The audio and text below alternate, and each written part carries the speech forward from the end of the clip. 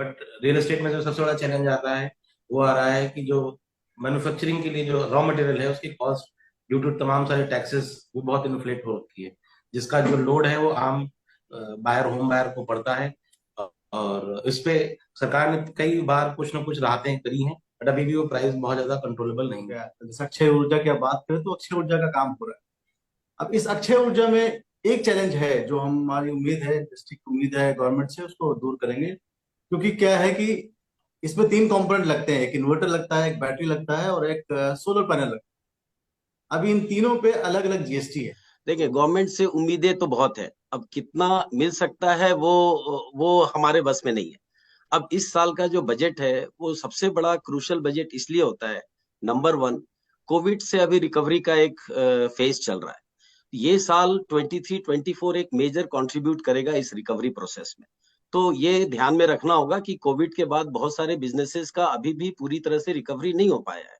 नमस्कार, आज शुरू कर रहे हैं हम देश के जाने माने उद्योगपतियों और कारोबारियों के साथ बजट से उम्मीद पर चर्चा। चूंकि पूरे देश में बजट का माहौल बन चुका है और ऐसे में बस अब कुछ ही दिनों में बजट पेपर्स की छपाई शुरू हो जाएगी, यानी सरकारी और पारंपरिक हलवा सेरेमनी होगी। हलवा सेरेमनी के बाद नॉर्थ ब्लॉक में बेसमेंट में वित्त मंत्रालय के तमाम आला अधिकारी 10 दिनों के लिए कैद हो जाएंगे। न कोई अंदर से कोई बाहर ना आ सके, बाहर से कोई अंदर नहीं जा सके। तो ऐसे में हम बात कर रहे हैं इन कारोबारियों से कि आखिर इनको उम्मीद क्या है बजट से, क्या होना चाहिए। पिछला वित्त वर्ष उसमें क्या सपने थे, कितने सपने पूरे हुए, कितने सपने चकनाचूर हुए। तो आज बातचीत के लिए हमारे साथ हैं आदित्य कुशवाहा, जो सीईओ और डायरेक्टर हैं एक्सिस ई कॉर्प ग्रुप के, डेवलपर हैं, हॉलीडे होम्स के निर्माता हैं और इसका कारोबार करते हैं, लोगों को हॉलीडे होम्स मुहैया कराते हैं। इसके अलावा हमारे साथ हैं धनंजय शर्मा, फाउंडर और मैनेजिंग डायरेक्टर हैं इंटेल एनर्जी ग्लोबल के, अक्षय ऊर्जा पावर बैकअप, इन सारी चीजों में इनका कारोबार है और उसमें इन्होंने अपना डंका बजा रखा है। हमारे साथ ऑनलाइन जुड़े हैं समीर मर्चेंट, सीईओ हैं इल्यूजन अलाइनर्स के, वर्टिकल है लक्ष्मी डेंटल्स का, जिसके आपके चेहरे पे हंसी और दांतों की खूबसूरती बढ़ाते हैं, लोगों को बताते हैं। लेकिन इस खूबसूरती में कितने चार चांद लगाए सरकारी योजनाओं ने, सरकारी उपक्रम ने, या फिर बजट ने, और आगे क्या है उम्मीदें, क्या बत्ती सी खिलेगी या फिर दांत भीतर रहेंगे, क्या होगा, इसके बारे में हम बात करेंगे समीर मर्चेंट जी से। और साकेत गौरव हमारे साथ हैं, चेयरमैन और एमडी हैं एलिस्टा इलेक्ट्रॉनिक्स के, यानी home appliances, IT, mobiles, accessories, इन सारी चीजों में डील करते हैं और पार्ट ऑफ टेक्नोडोम यूएई की कंपनी है। लेकिन आप ये मत समझिएगा कि यूएई की कंपनी के भरोसे हैं, ये आत्मनिर्भर भारत के सिद्धांत पर अपना कारोबार करते हैं, यानी भारत को दुनिया में चमकाने का काम करते हैं और विदेशों में, पूरी दुनिया में इनके ब्रांड्स अपनी अलग पहचान बनाते हैं। तो चलिए हम शुरुआत करते हैं। जो हमारे साथ स्टूडियो में जुड़े हैं उनसे हम बात करते हैं। आदित्य कुशवाहा हमारे साथ है। आदित्य, ये बताइए कि 2023-24 के बजट से कितनी उम्मीदें हैं आपके कारोबार को, यानी हॉलिडे होम्स या फिर प्रॉपर्टी और रियल एस्टेट के कारोबार? जी, रियल एस्टेट का कारोबार पिछले कुछ समय से लग्जरी कारोबार जो है, लग्जरी सेगमेंट में तेजी रही है। बट रियल एस्टेट में जो सबसे बड़ा चैलेंज आ रहा है वो आ रहा है कि जो मैन्युफैक्चरिंग के लिए जो रॉ मटेरियल है उसकी कॉस्ट ड्यू टू तमाम सारे टैक्सेस वो बहुत इन्फ्लेट हो रखी है, जिसका जो लोड है वो आम बायर होम बायर को पड़ता है। और इस पे सरकार ने कई बार कुछ ना कुछ राहतें करी हैं, बट अभी भी वो प्राइस बहुत ज्यादा कंट्रोलेबल नहीं है।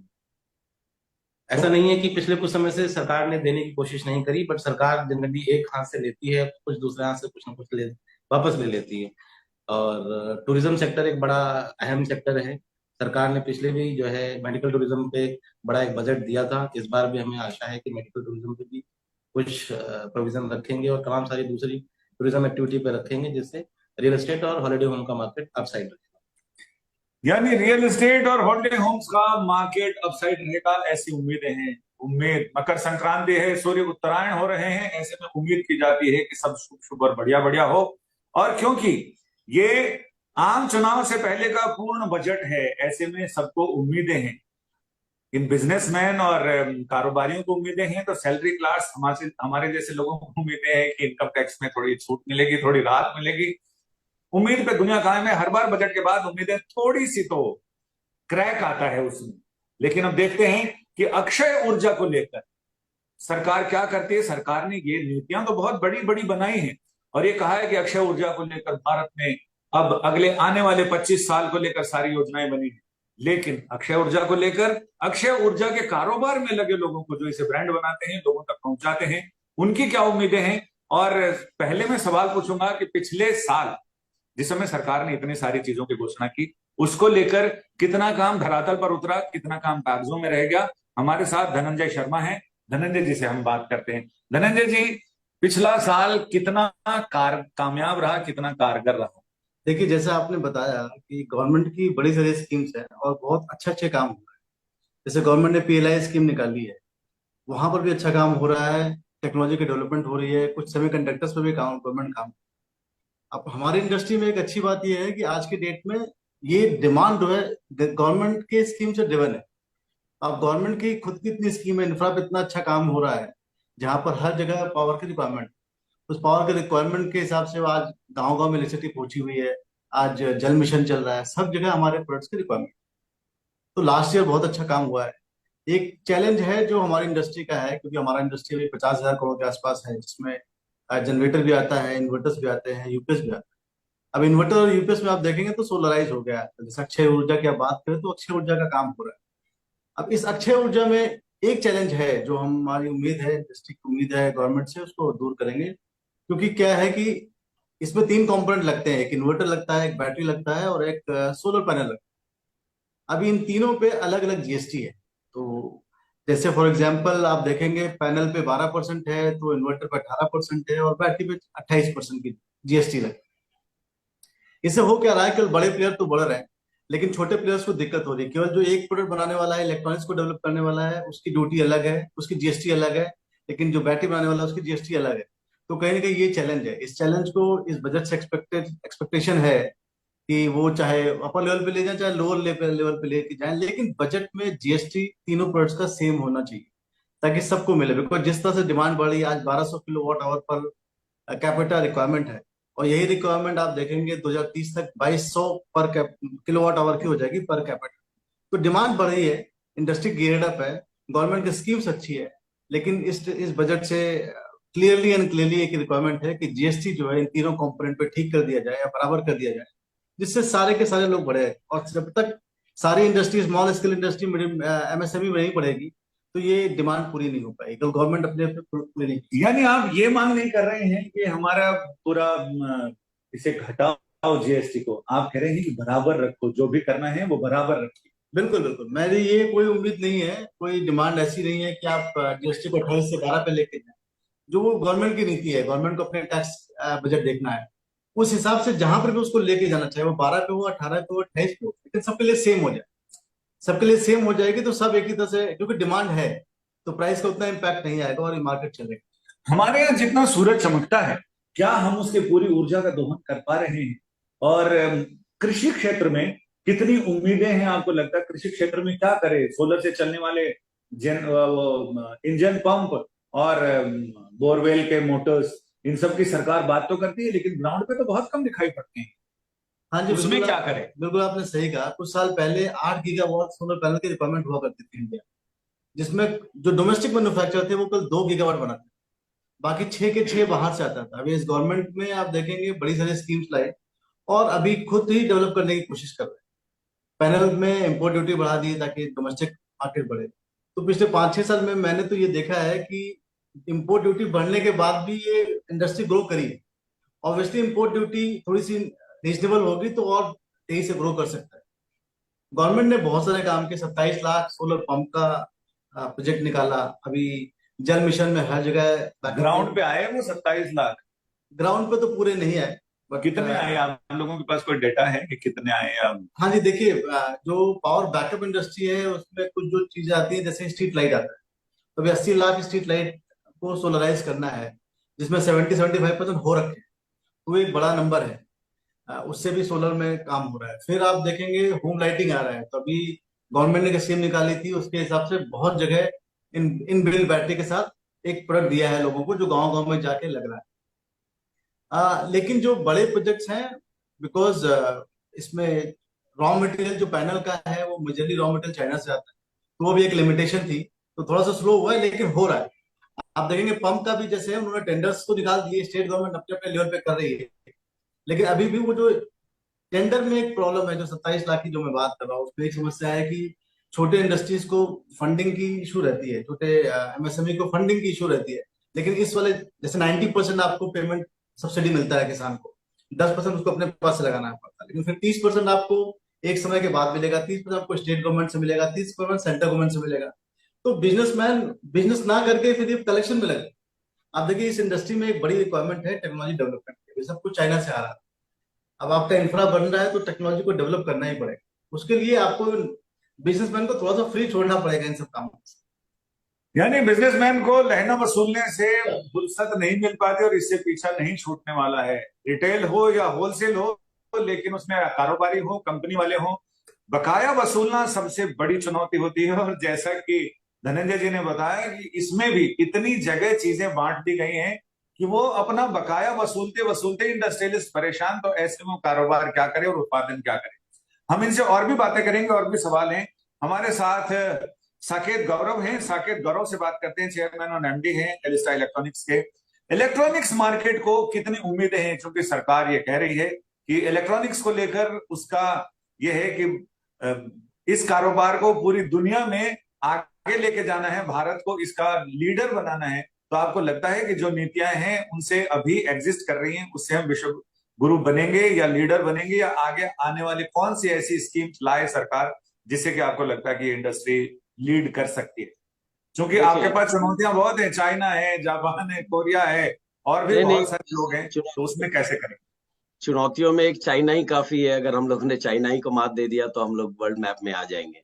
इलेक्ट्रॉनिक सेक्टर शुरू से इंडिया में क्या रहा है कि डोमेस्टिक कंजम्पशन पे ज्यादा फोकस रहा है, जितने भी ब्रांड्स हैं चाहे सरकार है। अब इसको थोड़ा सा इंटरनेशनल मार्केट पे ले जाने के लिए थोड़ा सपोर्ट करना पड़ेगा। चाइना में क्या होता है, इलेक्ट्रॉनिक्स मैन्युफैक्चरर आज काम शुरू करते हैं, 2 साल के अंदर वो इंटरनेशनल मार्केट पे चले जाते हैं। इंडियन ब्रांड्स के साथ ऐसा नहीं है।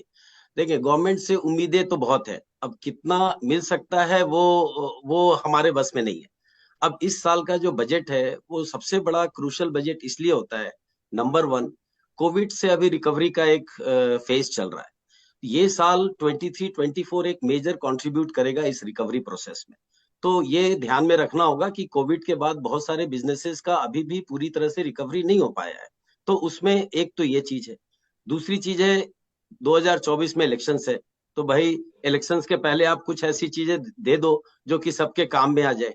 सबसे पहला जो आपने बताया था, आपने जो बताया कि भाई टैक्स बेनिफिट कंज्यूमर को देना जरूरी है, आप कंज्यूमर को टैक्स बेनिफिट दो, कंज्यूमर की परचेजिंग कैपेसिटी बढ़ेगी, वो सारा माल खरीदेगा और उससे इंडस्ट्री का ग्रोथ होगा, सारे इंडस्ट्री का, not limited to electronics. Secondly, आप कॉर्पोरेट टैक्स में भी थोड़ा सा रिफॉर्म लाने की जरूरत है, बिकॉज देखें, इंटरनेशनल मार्केट में जब बात करेंगे तो उसके जो पॉलिसीज हैं दूसरी कंट्रीज के, उससे आप इंडिया को कंपेयर करेंगे तो बहुत सारे डिस्पैरिटीज हैं। तो अब जैसे मैं तो बोलता हूँ यूनिफॉर्म कॉर्पोरेट टैक्स कर दो भाई, 15% कर दो, अब सब लोग उसी में काम करेंगे। जो अलग अलग स्लैब्स जो बना के रखे हुए हैं अलग इंडस्ट्री के हिसाब से, वो भी मेरे को लगता है कहीं ना कहीं इफेक्ट करता है। और बाकी एक बहुत बड़ा चैलेंज जो हमारे इंडस्ट्री में आ रहा है, इलेक्ट्रॉनिक्स इंडस्ट्री में, वो देखें, रिटेल का दो हिस्सा है, एक ऑनलाइन एक ऑफलाइन। आज के डेट में इंडिया में जो ऑफलाइन इंडस्ट्री है वो इतनी बुरी तरह से सफर कर रहा है बिकॉज ऑनलाइन का डोमिनेंस है हर जगह। तो गवर्नमेंट को कुछ ऐसी पॉलिसी बनानी चाहिए सो दैट वो बैलेंस रहे। देखिए, जो ट्रेडिशनल बिजनेस है ऑफलाइन का, उसे बिल्कुल भी खत्म नहीं किया जा सकता है, उसका रहना भी जरूरी है और it contributes to the economy as well. तो आपको गवर्नमेंट को थोड़ा ऐसा कुछ रिफॉर्म्स लाना चाहिए कि ऑनलाइन और ऑफलाइन बिजनेस में थोड़ा सा बैलेंस रहे, बिकॉज अभी जो डिफरेंस है वो बहुत ह्यूज है और इसी के चलते आप देखें ऑनलाइन बड़ी तेजी से बढ़ रहा है। और साकेत बाकी जी, मुझे लगता है कि आप बहुत मतलब आइडियल सिचुएशन बता रहे हैं कि गवर्नमेंट को ये करना चाहिए, लेकिन क्या करना चाहिए? हम अपने दर्शकों को ये बताना चाहते हैं कि आखिर क्या करना चाहिए जिससे इंडस्ट्री, आपके पास अगर कोई आपके इंडस्ट्री को लेकर सपने हो, ख्वाब हो, उम्मीदें हो वित्त मंत्री निर्मला सीतारमण से कि ये हो जाए तो पूरी इंडस्ट्री का भला हो जाए। भाई देखिए, कॉर्पोरेट टैक्स तो नंबर वन है, सबसे पहले तो कॉर्पोरेट टैक्स में रिफॉर्म्स ले आए। सेकेंडली, एक्सपोर्ट का जो बिजनेस है, खास करके हमारे ट्रेड में, इलेक्ट्रॉनिक्स में, गवर्नमेंट का पूरा सपोर्ट चाहिए। जो मेक इन इंडिया का प्रोसेस है उसमें आज भी हम लोग फॉरेन कंट्रीज से स्पेयर पार्ट्स और बाकी रॉ मटेरियल्स मंगाने पे, इंपोर्ट करने पे मजबूर हैं, बिकॉज डोमेस्टिक प्रोडक्शन नहीं है। अब स्लोली ये चेंजेस आ रहे हैं, मैं ये नहीं बोलता कि नहीं हो रहा है। सेमीकंडक्टर्स इंडस्ट्री आ रहा है, ओपन सेल इंडस्ट्री आ रहा है, तो अब क्या है कि धीरे धीरे लोकल मैन्युफैक्चरिंग बूस्ट हो रहा है। बट लोकल मैन्युफैक्चरिंग बूस्ट करने के साथ अगर गवर्नमेंट इस पे एक्सपोर्ट पे भी थोड़ा ध्यान दे, सो दैट हम लोग इसको सिर्फ not only to make in India for India, हम लोग इसको बाहर भी लेके जा सके, तो उसमें एक्सपोर्ट पॉलिसीज में थोड़ा, एक्सपोर्ट में सब्सिडी चाहिए, थोड़ा एक्सपोर्ट में गवर्नमेंट के तरफ से फाइनेंशियल एक सिक्योरिटी होता है वो चाहिए। जैसे कि आपका क्रेडिट इंश्योरेंस देते हैं बहुत सारे कंट्रीज में, चाइना में साइनोश्योर होता है, तो गवर्नमेंट की तरफ से एजेंसी चाहिए कि भाई अगर हमारे को माल अफ्रीका भेजना है या कहीं बाहर एक्सपोर्ट करना है, तो गवर्नमेंट की तरफ से हमारा फाइनेंसिस थोड़ा सिक्योर्ड रहे। यही सारी चीजें। Thank you. आपसे और भी बातें करेंगे। समीर मर्चेंट हमारे साथ हैं, सीईओ हैं इल्यूजन अलाइनर्स के, वर्टिकल ऑफ लक्ष्मी डेंटल्स से इनका विस्तार है, लक्ष्मी डेंटल्स का। तो हम बात करें समीर मर्चेंट से। और समीर, आप हमें सुन पा रहे हैं? ये बताएं कि yes, आपकी इंडस्ट्री, इन सारे लोगों से आपके, इसलिए हमने अलग अलग क्षेत्र के लोगों को रखा है ताकि अलग अलग चीजों पर हम बात कर सकें। तो आपकी इंडस्ट्री लोगों के चेहरों पर मुस्कान बनाती है, उनकी मुस्कान को बहुत सुंदर बनाती है, यानी डेंटल केयर में आप लोगों का बड़ा योगदान है। तो उसमें आप क्या सोचते हैं कि क्या चीजें ऐसी होनी चाहिए जिससे कि पूरी इंडस्ट्री का भी भला हो और आम लोगों का भी भला हो, उनके चेहरों पे जो मुस्कान खिले वो ज्यादा सुंदर हो? कैसे? आई थिंक डेंटल इंडस्ट्री थोड़ी सी इंडिया में डेवलप कंट्रीज में बहुत क्रिटिकल होता है। जैसे आप यूएस यूरोप में देखें तो वहां तो dental professionals are number 2 after lawyer, number 2 position पे आते हैं एज प्रोफेशनल्स, क्योंकि वो नंबर 2 इसीलिए कि वहां पे अवेयरनेस बहुत सारी है और इसलिए हर पेशेंट वहां पे अंडर इंश्योरेंस जाके अपने दांत ठीक करा लेता है। जैसे ही इंडिया में मेडिकल मैं कहूँ तो एक हद तक हमने किया है कि आज कोई पेशेंट को तकलीफ होती है तो मेडिकल इंश्योरेंस से हॉस्पिटल में जाके करवा सकता है, एक्सेसिबल है। पर डेंटल में तो कोई इंश्योरेंस ही नहीं है, सब कुछ प्राइवेट है।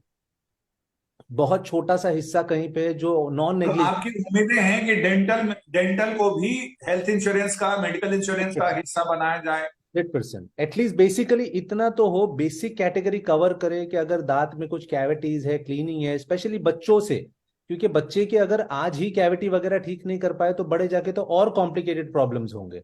और dental plays a very important role, क्योंकि अगर दांत में कॉम्प्लिकेशन है तो हेल्थ के कॉम्प्लिकेशन और बढ़ते हैं, क्योंकि आप खाना अच्छे से नहीं खा सकते हो, बाकी सब दूसरे प्रॉब्लम जनरेट होते हैं जो ओवरऑल इन द नेक्स्ट 20-25 साल में वो और कंट्रीब्यूट करेगा हमारे मेडिकल सेगमेंट को प्रेशर करने के लिए। जैसे कोविड में ऑलरेडी हमारी मेडिकल फ्रेटर्निटी बहुत प्रेशर हो गई थी, डॉक्टर्स ही कम अवेलेबल थे और इतना सारा हमको जो प्रॉब्लम हुआ वो अगर ये केयर नहीं करते तो वो और होगा। तो इंश्योरेंस में बच्चे हैं, समझो हमारे जो एजेड है, एटलीस्ट 60+ लोगों को एक डेंचर तो फ्री दिया जाए, उनको ये तो पता चले कि बस हम खा सकते हैं 60 साल के बाद और हमको फ्री में मिलेगा एक डेंचर।